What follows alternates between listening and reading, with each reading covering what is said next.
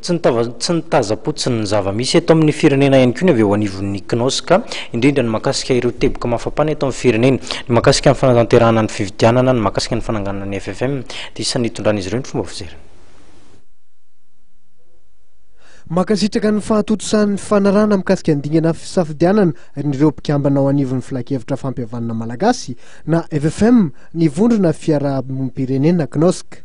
Ny antson'ny komity mpanaramaso na ny CSC amin'ny tokony rosoana amin'ny famoahana lisitra vaovao sy azo atokisana nefa ity tambazotra hitambara fiarahamonim-pirenena ity nandritra ny valandresaka ho an'ny mpanao gazety izay nitanterahany tetsy-tsiada ny tolakandro.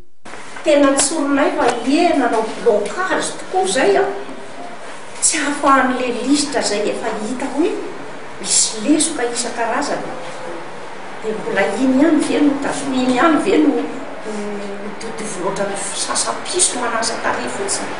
fa tena tokony verenana le izy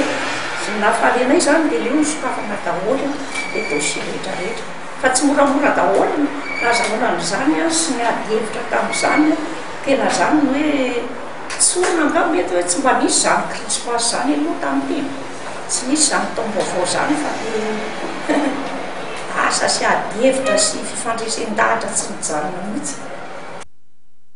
Nijoro tokoa ny vondrona Cnosc manoloana nisy fahitana fa nisy ny tsy tomombana teo amin'ny fandrafetana ny lisitra ireo mpikambana ao amin'ny FFM. Na dia azo eritreretina ny hifanaraka amin'ny zavatra nandrasan'ny vahoaka azy izao fifanarahana nataosiny izao dia tsy lavitry ny fanodikodonana maro samihafa hoy ramatoa Randriamampianina Lalao.